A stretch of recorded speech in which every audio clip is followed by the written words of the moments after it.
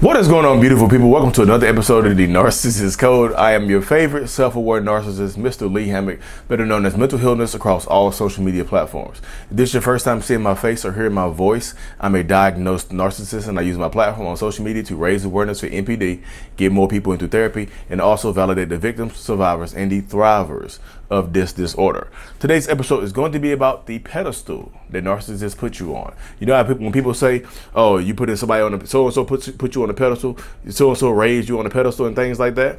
So the pedestal, the love bombing process, making you feel like nobody has ever made you feel before. I tell this to people right here, y'all, and I quote, the same pedestal a narcissist puts you on, or a toxic person puts you on, is they can knock you off of it. The same pedestal they set you up on and treat you good, and they'll put you on this pedestal and treat you good and worship you and things like that, make you feel like nobody has ever made you feel before. It's the same exact pedestal that they can shake you off of. They can shake you off of. If y'all, in my older generation and whatnot, if y'all seen Ace Ventura, When Nature Calls, Part 2, when the dude was standing on the pedestal with one foot, and you had to do that to pass. You had to do that to pass to get your adulthood in the tribe or whatever. That's like narcissism. Like how Ace Ventura was shooting the spitballs at him, like whoo, whoo, and trying to knock him off. They put him up there, they could take you down.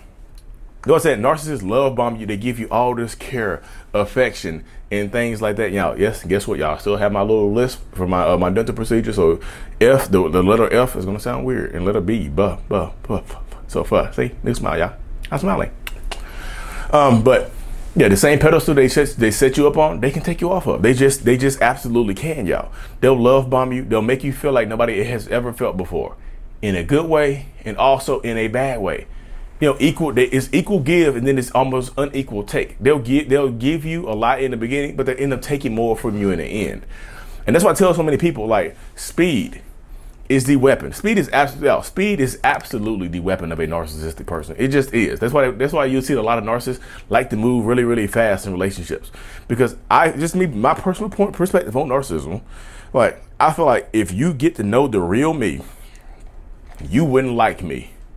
Because a lot of times I question who I am, and I really don't know who I am sometimes.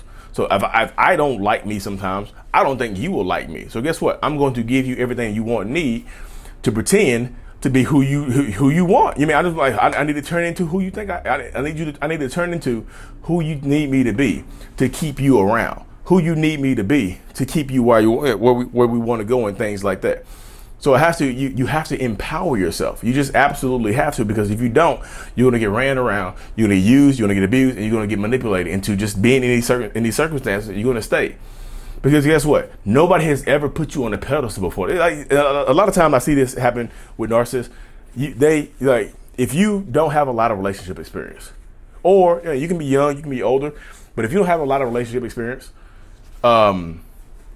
you'll be vulnerable to a lot of narcissistic people, because you don't know, like, they put you on this pedestal, like, oh my goodness, this is the way love is supposed to be, and then they'll take it away. They'll start hacking. So this is what I call it. Like, the love bombing process is like putting you on the pedestal, right? And when the devaluation starts, it's like hacking the pedestal down. Like, you get lower and lower and lower. Every time they devalue you, they chop a piece off the pedestal. It's like, matter of fact, it's like Jenga. You know the Jenga game? How you build a little tower up and you start removing pieces until it falls down? That's how it is. They'll put you up, or they'll build this nice little tower up, and they'll start removing pieces. Hey, you're not as cute as you think you are. Hey, you're not as smart as you think you are. Hey, you're actually kind of short. Hey, you're actually kind of fat. Hey, you're kind of ugly, kind of unattractive. I don't know what I see in you. Hey, you're not as smart as you think you are. Hey, you don't make as much money as you need to make. Hey, there's so many people out here that look better than you. There's so many more people that are smarter than you. And all of a sudden, your tower crumbles. The tower that you have breaks down. They no longer put you on that same pedestal, and now you don't know what to do. So that's why I tell people, like, when you're dealing with narcissistic people, toxic people, whatever, you have to understand that this is kind of the way that it goes. I tell you, I just, like, the longer you stay in relationships, the worse it gets. Like, you start off lower than where you began, because, like, that's why I say they put you on this pedestal, and then by the end of the relationship dynamic, or sometimes the relationship never ends, because a lot of people don't leave. Like, by the end or near, the longer the relationship goes on, the lower you feel.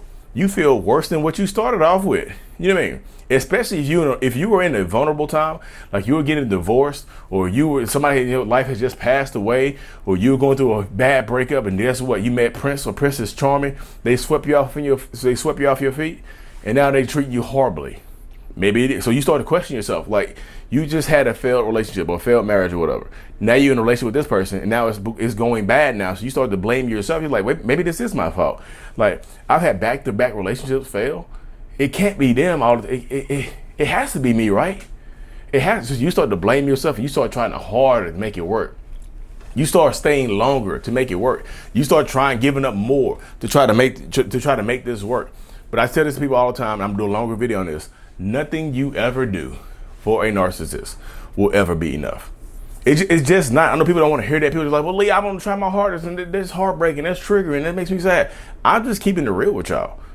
Nothing you do for a narcissist will ever be enough. Yeah, they might smile in the moment, but they're going to ask for more. They're going to ask for more. You know what I mean? Please, sir, I want some more soup. You know what I mean? What's the movie? Oliver Wilde, whatever. Please, sir, I want some more pork, some more gruel, whatever you call it. You know what I mean?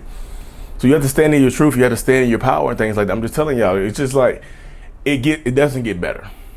So many people just stay holding on to the hope that you're trying to crawl back up. You're trying to crawl back up the pedestal because it felt good up there. It felt good on that pedestal, didn't you? It felt good. It felt good getting married in 4 months when you have your best friends have been engaged or in relationships for 5, 6, 7 years. You done passed all of them. Y'all done got married in 4 months. Y'all got a baby on the way in 5 months and things like that. Y'all moving super fast. It felt good to go blow past everybody, didn't it? But then when you get knocked off that pedestal, you're going to watch your head. Put a helmet on because you're going to bump your head on the way down. I'm telling you, if it doesn't feel right, it's not right. If you're moving too fast, it's too fast. So slow the hell down. I'm just telling y'all, slowing down would save y'all so much time, effort, and energy. I promise y'all it just would. Y'all want to move so fast. You want to fall in love fast. I tell everybody, like, we live in such a microwave society that everybody is fighting for that pedestal. You want to be on that pedestal, and a lot of times it's embarrassing because y'all move so fast, and people are telling you like, "Hey, y'all moving kind of fast." You're like, you're jealous, rabble, and then when it falls apart, you look silly. You don't want to tell anybody, so you keep it to yourself. You suffer in silence now because you didn't snapped at people, told them they didn't know who you were dealing with, and rabble, blah blah blah, boop boop boop beep beep beep. You get it? I'm saying, y'all understand all of that stuff right there, but now you're embarrassed to go back and talk to people about it because guess what? They were right. And now your pride is getting in the way. And your pride keeps you in a toxic ass relationship because you didn't shun everybody else away because they didn't know him. They didn't know her. Yet you don't know them. You don't know what you're talking about. Rabble. And it turns out they did. You know what I mean? But anyway, y'all, thank you for tuning into the episode. I'm going to cut this episode. It's hot in this office today for some reason. I turned the heat on or something. You know what I mean? It started off cold, but it got hot later on in the day. But look, live in-person workshop, Virginia Beach, Virginia, September 24th. Me and Ben Taylor. Link is go to mentalhealness.net or check my bio for the link and things like that. Austin, Texas, October 15th. Big meetup and group. And then Toronto, Canada, November the 19th, y'all. Stay tuned for more. Like and subscribe for more. And as always, Mental Healness is out. Peace.